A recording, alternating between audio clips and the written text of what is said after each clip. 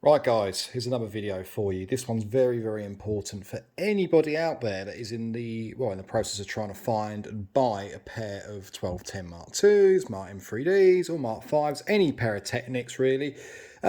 Beware of fakes. It sounds ridiculous. I'm not talking fakes as in something that you're going to buy, made by a company in Japan.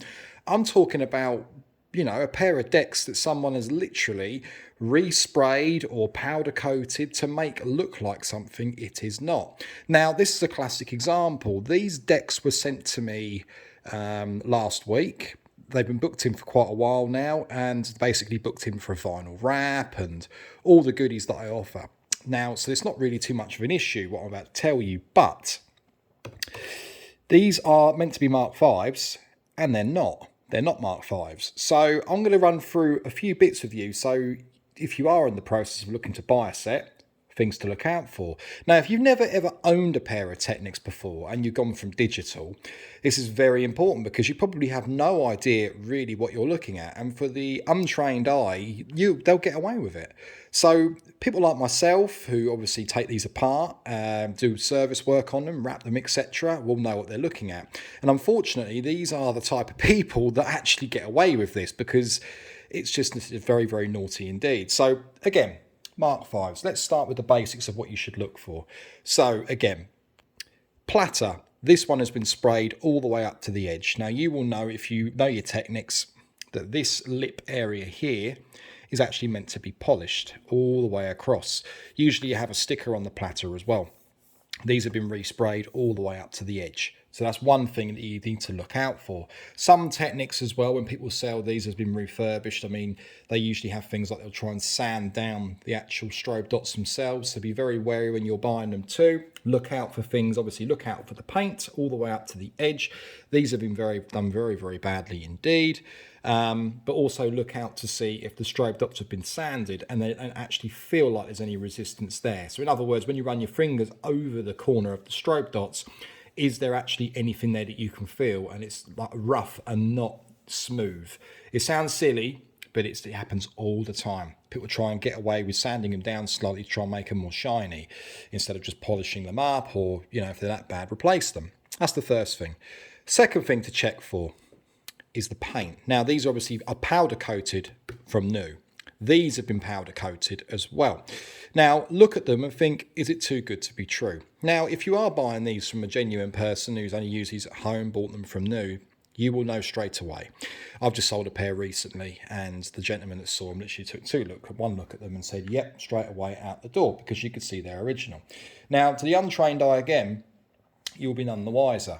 But if you look at the graphics, for an example, in the paint, so these have been powder coated all the way through, and I know that from taking this deck apart, and there are other reasons why, which I'm going to get into in a second, why I know these are not original. So the paint is just too good. I mean, if you look at the edges, how everything is on them, they just look too clean. And the color code is off as well. Very close, but it's not original. The graphics themselves, if you look very carefully, these appear to have been screen printed. You can actually feel the graphics, very, very similar to the Technics. And if you didn't really know what you were looking at, you wouldn't know that the font is slightly different on these. And there's a gap distance between the K and the 5. That's a big no-no as well. Graphics in some parts are not level, in the incorrect places. Look just too damn clean for something of its age. Strobe markings for +6. Now, if you've got a pair of Mark IIs, that's going to say +6. If you've got a pair of Mark 5s over here especially, should say 6.4. These are the wrong graphics for this deck. Now, they can vary, but they're meant to be 6.4. That's that. The next thing to look out for, anti-skate.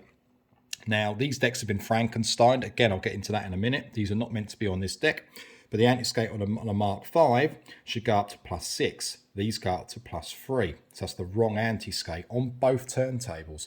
So this tells me that either he's replaced the caps or these arms are from a different set of decks, probably from a pair of Mark IIs. Now I'm going to probably put it out there and say that I'm pretty confident that these arm assemblies have actually just been unscrewed from a pair of Mark IIs and popped on. And the reason I think that is because they don't feel new. They feel original. There's no movement in them, as you can see. They haven't been touched in a while, and it's just not right.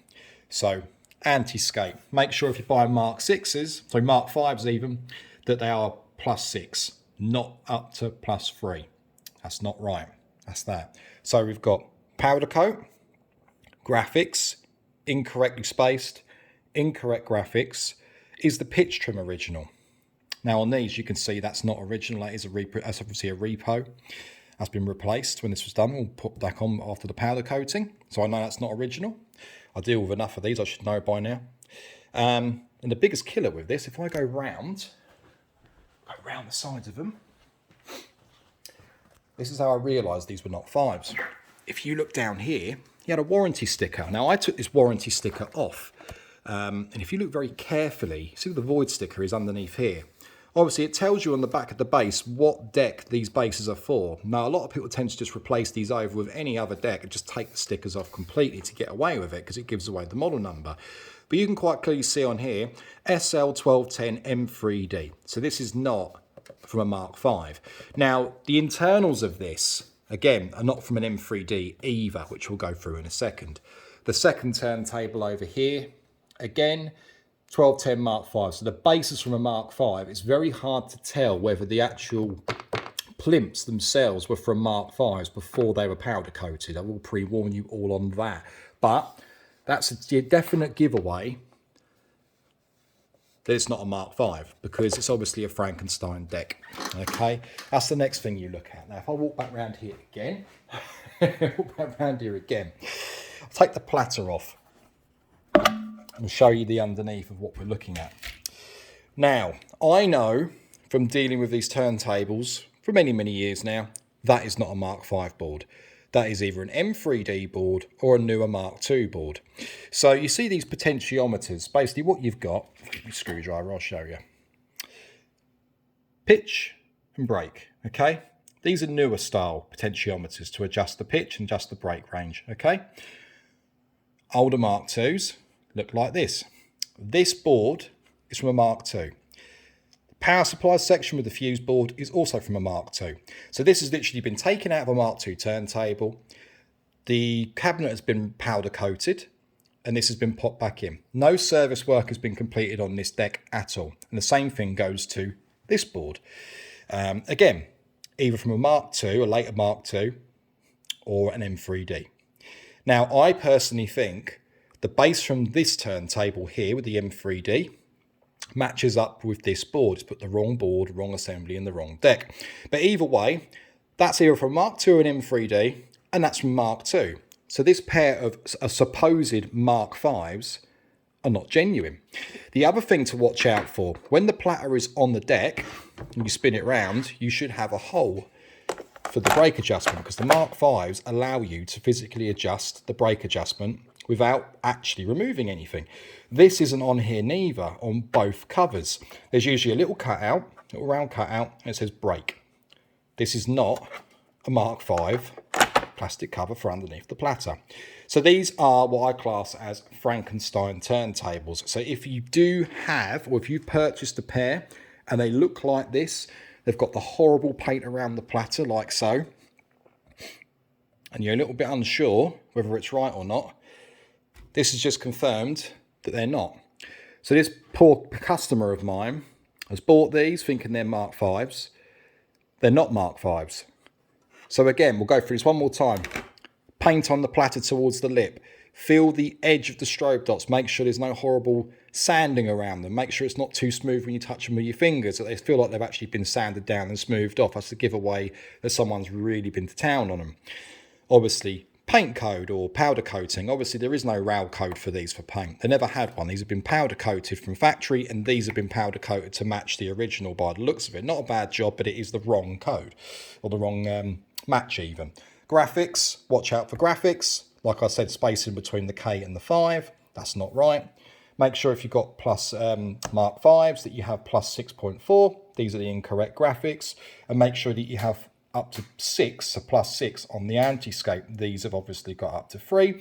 Not necessarily a massive deal or a deal breaker, because obviously it is just graphics that go around up to 6, so you just move it halfway and that will be plus 3. That's not any difference in between inside the assembly, but still they are not the right caps or right arms for these decks. And if these are Mark II arms, it means you've probably got older wiring going through, whereas Mark Vs are going to be newer, if that makes sense. But yes, there is that. The boards, if you do get access to the platter, taking everything off to have a look inside, then I would highly recommend doing so. And if you are to waive the money at the person you'll want to buy these from, and say, look, if I take this off and everything matches and my checks are right, here's your money. If they're genuine, there isn't really any reason why they wouldn't let you do that. I know I would, because obviously I trust everything that leaves me. So again, platter off, cover off, and check the control boards, check the actual main boards themselves. Like I say, if it's a Mark V and it looks like this, that is not a Mark V board, and you should have a black adjuster for the brake, which you can control with a screwdriver and even with your hands if you take the cover off. Very, very easy to do. As you can see here, thermal grease has been replaced with some really nasty looking stuff on there as well. So there's nothing on this is genuine, and this one is an old Mark II board from the early 90s.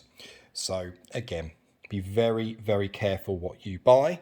There's lots of things there to think about, guys, and before you give away your hard-earned money, ask them if you can check them. Like I say, graphics, the actual powder coating itself, has the pitch trim been replaced? Anti-skate, if you're buying Mark Vs, make sure it goes up to 6. The platter, the main boards, thermal grease, cables as well, to give you another idea as well. Everyone asks about cables. These are not genuine. These are cheap £3 special cables from Amazon or eBay. See it all the time. They are installed. Power cables were not original either. These were cheap and nasty cables that he's had rewired. Original wire, but just cheap UK plugs for the top. Just be very careful. I hope this is some help, guys, to you. And if you are unstuck with anything and you are on the hunt for a pair, or you've seen a pair that you like, and you're a bit unsure of them as to whether they're going to be genuine, you don't want to get ripped off, feel free to send me over a message on the Facebook page. Quite happy to help you out, guys, all right? Hope this was help to you. Thanks for watching.